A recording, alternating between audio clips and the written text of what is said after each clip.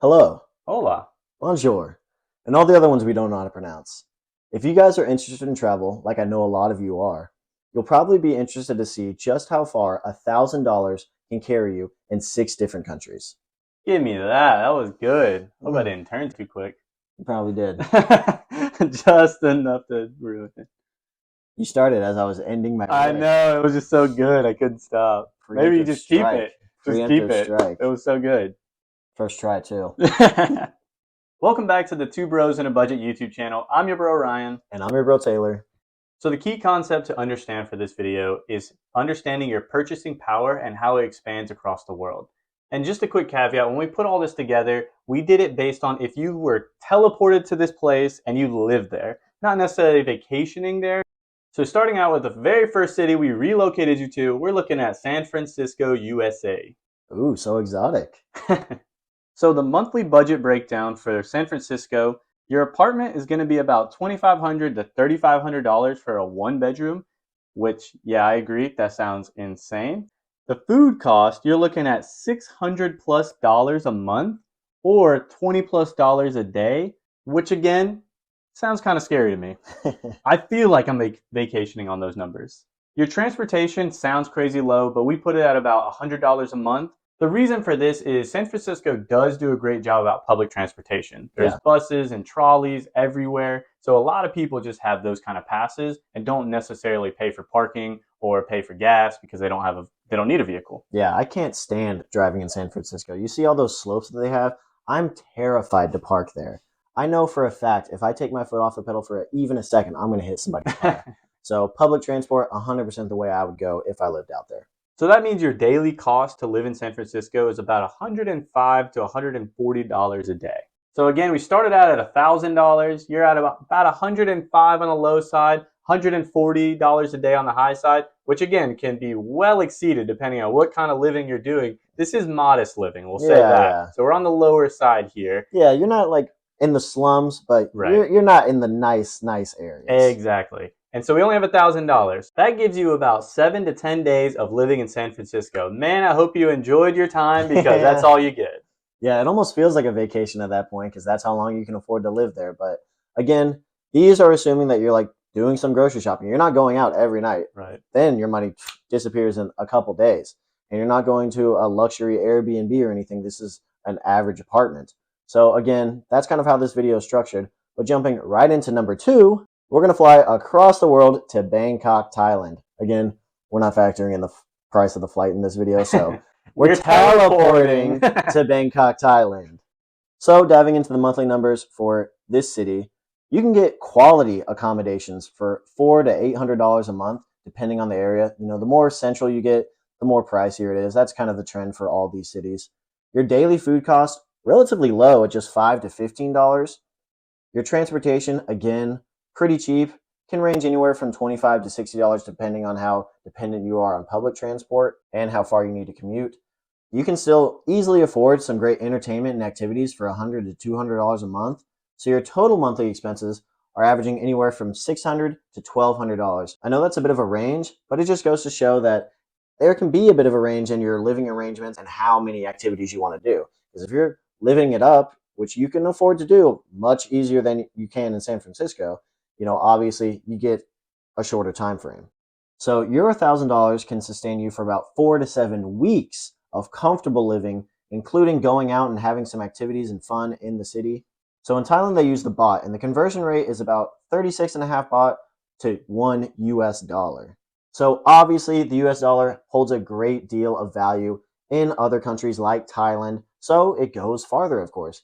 I mean, 4 to 7 weeks, that's a good little bit right there. You can almost live 2 months comfortably. If you're willing to slum it a little bit and eat some more street food, you can exceed these. And yeah, you can see we're living much longer in this area, but also we're getting fun time. Mm, We're getting a fun budget. We're getting accommodations that are much nicer. yeah. So there's a lot higher quality of living in that case. Your dollar goes so much further in this city. Now let's check out the next city. Now we're teleporting you to Europe. More specifically, Athens, Greece. Opa! Is that from Greece? I feel pretty confident. I If feel not, I'll like cut it yeah. out. I feel like there's some Mamma Mia Greek stuff, which I Yeah. don't even know if Mamma Mia is set in Greece. So looking at the monthly breakdown for Athens, you're looking at a one-bedroom apartment in the suburbs for about $400 a month. Or if you want to be in the city center and you just like walking everywhere and you want to be right in the busyness, it's going to be closer to $1,000 a month. Your daily meal cost is going to be $12 to $20, which is honestly very reasonable. Yeah. Your public transportation, they have public passes that you can ride the buses and everything else for about $35 a month. And obviously, that's going to be much easier if you live in the city itself. You're going to be able to walk many places or ride the public transportation and keep that cost relatively low. Cultural activities you can do for about $50 to $100 a month. Again, very reasonable. And now you have that in your budget to be able to do those things. You have a little bit of a fun budget because this area is a little bit more affordable. So looking at the total monthly expenses, you're looking at about $850 to $1,700. So using our $1,000 budget, that gets you about 3 to 5 weeks of European lifestyle at a significantly reduced cost compared to other European capitals. So this lets you live in Europe while still keeping that cost 40 to 50% lower than a lot of the Western European averages. Next, we're coming back across to North America, but one of our neighbors, Mexico, more specifically Mexico City. A cucaracha, a cucaracha. Feel free to cut that out. That's a famous song. So diving into the monthly numbers for here, you can get nice accommodations in one of their nicer neighborhoods for anywhere from $600 to $900 a month. Your daily food expenses can range anywhere from $8 to $20 depending on how often you're going out. Transportation is a measly $20 to $30 a month. Entertainment, easily $100 to $150 a month. So your total monthly expenses are averaging anywhere from $900 to $1,300. So based on that $1,000 we have, you can sustain about 3 to 5 weeks living in Mexico City in a good neighborhood. And Mexico offers a lot of great tax benefits if you're looking at living there long term, so be sure to look into those. Now, because we're not the most efficient at teleporting, we're going to go back to Europe. We should have done it while we were there, but for whatever reason we didn't, and we are landing you in Paris, France. So jumping into our monthly budget breakdown of Paris, you're looking at a studio apartment for about $1,200 to $2,000 a month. Your daily food allotment is going to be close to $20 to $25. A Metro Pass is going to be about $90 a month.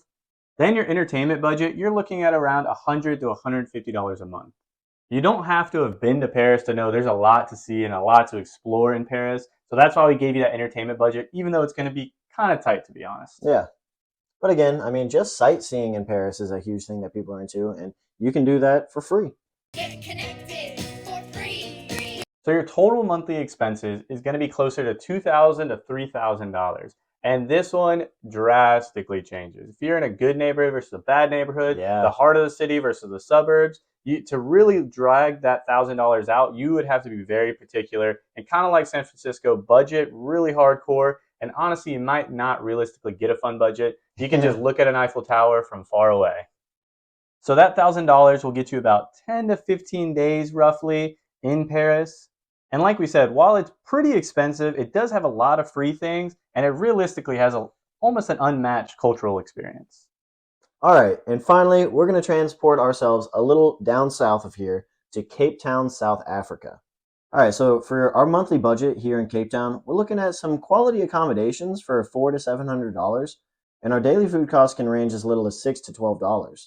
Transportation also relatively good at $30 to $50 a month, and you can find activities and entertainment for $100 to $200 if you're really trying to live it up.